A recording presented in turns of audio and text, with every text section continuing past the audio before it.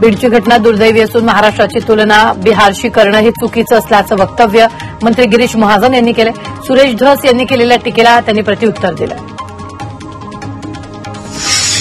बीडचं पालकमंत्रीपद मुख्यमंत्री देवेंद्र फडणवीस किंवा उपमुख्यमंत्री अजित पवारांनी स्वीकारावं अशी मागणी आमदार सुरेश धस यांनी केली। संतोष देशमुख हत्या प्रकरणात सुरेश धस आक्रमक झाले। त्यांनी नाव न घेता धनंजय मुंडेंवर निशाणा साधला। बीडमध्ये कुणाचीही दादागिरी खपवून घेणार नसल्याचा इशारा मुख्यमंत्री देवेंद्र फडणवीस यांनी दिलाय। तर बीडचं पालकमंत्रीपद कोणी घ्यायचं हे महायुतीचे तिन्ही प्रमुख नेते बसून ठरवू असं त्यांनी सांगितलं। राज्यातील कायदा आणि सुव्यवस्थेची लखतर चव्हाट्यावर आली आहेत असा आरोप काँग्रेसचे आमदार अमित देशमुख यांनी केला। राज्यातील कायदा आणि सुव्यवस्था राखणं सरकारची जबाबदारी असल्याचंही देशमुखांनी म्हटलं। काहीही झालं तरी बीडमधील सरपंच हत्या प्रकरण दाबू देणार नाही। देशमुख कुटुंबाला न्याय मिळेपर्यंत हटणारं नसल्याचं मराठा आंदोलक मनोज जरांगे म्हणाले। तर बीडकरांनी याचा तपास हाती घेतल्यास सरकारला कळेल असा सूचक इशाराही जरांगे यांनी दिला।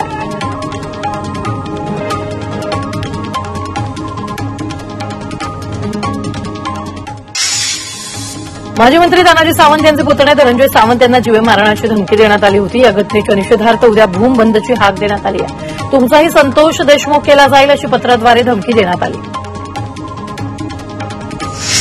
महाराष्ट्र सायबर सेलनं मोठी कारवाई केली। फडणवीसांचा बदनामीकारक व्हिडिओ शेअर करणं भोवलेलं। या प्रकरणी 12 समाज माध्यमांवरील लोकांवर कारवाई करण्यात आली। शिवसेनेचे उपनेते अद्वै हिरेंना मोठा धक्का बसलाय। मालेगाव बाजार समितीचं सदस्यपद रद्द करण्यात आलंय। नाशिक जिल्हा उपनिबंधकाकडून ही कारवाई करण्यात आली आहे। बेकायदेशीरपणे गैरहजर असल्याचा हिरेंवर ठपका आहे। नाणार प्रकल्पाबाबत गैरसमज दूर झाल्याचं तिथल्या स्थानिकांनी सांगितले। तर सरकार त्या प्रकल्पाबाबत सकारात्मक निर्णय घेईल अशी माहिती उद्योगमंत्री उदय सामंतांनी दिली आहे। आमचे गैरसमज दूर झाले। लाडकी बहीण योजनेतील पैशाचं वितरण सुरू झालंय अशी माहिती मुख्यमंत्री देवेंद्र फडणवीसांनी दिली। महिला सशक्तीकरणाच्या दिशेनं महत्वाचं पाऊल टाकण्यात आलंय। डिसेंबरचा हप्ता वितरित करण्याची प्रक्रिया सुरू झाल्याचंही फडणवीस म्हणाले। या योजनेचा राज्यातील 67 लाखांहून जास्त महिलांना लाभ झाला। आदित्य ठाकरेंनी मुख्यमंत्री देवेंद्र फडणवीसांना पत्र लिहिलंय। आदित्य ठाकरेंनी बेकायदेशीर बॅनर्स होर्डिंगवर प्रतिबंध घालण्याची मागणी केली। बीएमसीकडून केवळ विरोधकांची पोस्टर हलवली जातात, मात्र सत्ताधाऱ्यांच्या पोस्टरवर कारवाई का नाही असा सवालही आदित्य ठाकरेंनी मुख्यमंत्र्यांना केला। काँग्रेसनं महाराष्ट्र विधानसभा निवडणुकीत मतदानाची वाढलेली टक्केवारी आणि वाढलेलं मतदान यावर आक्षेप घेत केंद्रीय निवडणूक आयोगाकडे तक्रार केली होती। यावर कुठल्याही मतदाराची संख्या वाढलेली नाही असं उत्तर निवडणूक आयोगानं दिलं। एनडीएच्या प्रमुख नेत्याची 26 डिसेंबरला दिल्लीत बैठक पार पडणार आहे। भाजप अध्यक्ष जेपी नड्डांच्या निवासस्थानी ही बैठक पार पडेल। या बैठकीला उपमुख्यमंत्री एकनाथ शिंदेही उपस्थित राहणार आहेत। प्रहार पक्षाचे अध्यक्ष आणि माजी आमदार बच्चू कडू यांनी नागपुरात नितीन गडकरींची भेट घेतली।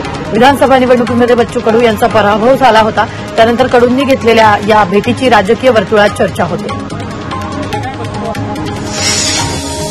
जयंत पाटलांनी महायुती सरकारवर निशाणा साधला। अधिवेशनामधून विदर्भाच्या जनतेच्या अपेक्षा पूर्ण केल्या जात नाहीत, मात्र मोठमोठ्या घोषणा करण्याचा महायुती सरकारचा स्वभाव आहे अशी टीका जयंत पाटलांनी केली। उपमुख्यमंत्री अजित पवारांनी मंत्रालयात बैठक घेतली। वित्त आणि नियोजन तसंच राज्य उत्पादक शुल्क विभागाची बैठक पार पडली। या बैठकीत अजित पवारांनी राज्यातील कामकाजाचा आढावा घेतला। राज्य सरकारनं माझ्यावर मोठी जबाबदारी टाकली असून ती पार करण्यासाठी मी प्रयत्न करेल असं वक्तव्य कृषी मंत्री माणिकराव कोकाटेंनी केलं। तर शेतकऱ्यांना केंद्रस्थानी मानून काम करण्यावर भर देणार असल्याचंही ते म्हणाले। खातेवाटपासंदर्भात मी समाधानी असल्याचं वक्तव्य मंत्री संजय राठोड यांनी केलं। मृदा आणि जलसंधारण विभागात मी जोमानं काम करत असल्याचंही ते म्हणाले। मंत्री अतुल सावेंना जालना जिल्ह्याचे पालकमंत्री करू नका असं म्हणत शिवसेनेनं अतुल सावेंना पालकमंत्री करण्यास विरोध केलाय। अतुल सावे यांच्याऐवजी पंकजा मुंडे, धनंजय मुंडे किंवा संजय शिरसाटांना जालन्याचा पालकमंत्री करा अशी मागणी शिवसेनेच्या जिल्हा प्रमुखांनी केली।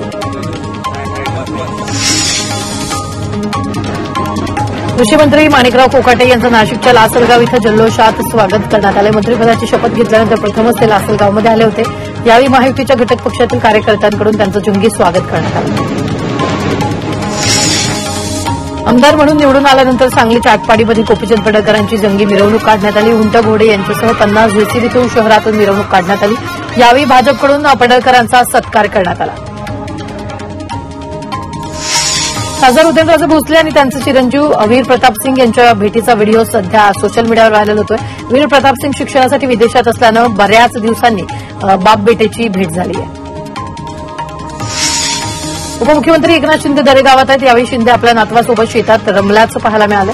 दोघांचा एक व्हिडिओ व्हायरल होतो. यात शिंदे आपल्या नातवासोबत शेती करताना पाहायला मिळत आहे. जळगावच्या झुरखेडा इथं बागेश्वर धामचे धीरेंद्र शास्त्री यांच्या हनुमान कथा महोत्सवाचं आयोजन करण्यात आलं. या महोत्सवात लाखोंच्या संख्येनं भाविक उपस्थित राहणार आहेत. यावेळी मंत्री गिरीश महाजनांनी महोत्सव स्थळाची पाहणी करत तयारीचा आढावा घेतला.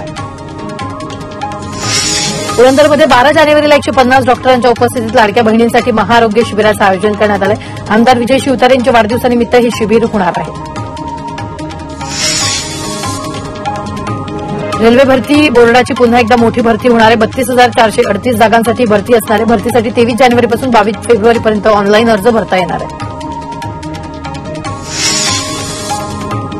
भविष्यात पांडा गडचिरोलीचे नवे जिल्हाधिकारी असणार आहेत. तर जिल्हाधिकारी संजय दैने यांची नागपुरात वस्त्रोद्योग आयुक्त म्हणून नियुक्ती करण्यात आली. राज्यात प्रशासकीय विभागांमध्ये बदलांना सुरुवात झाली. मुंबई बेस्टमध्ये खांदेपालट करण्यात आली. हर्षदीप कांबळे बेस्टचे नवे महाव्यवस्थापक असणार आहेत. तर दिव्यांग कल्याण विभागाच्या अतिरिक्त मुख्य सचिवपदी अनिल डिग्गीकर यांची निवड करण्यात आली. पुणे जिल्ह्यातील इंदापूर तहसील कार्यालयात राष्ट्रीय ग्राहक दिन साजरा करण्यात आला. यावेळी तालुक्यातील अखिल भारतीय ग्राहक पंचायतीचे सदस्य, शासकीय अधिकारी आणि नागरिक उपस्थित होते.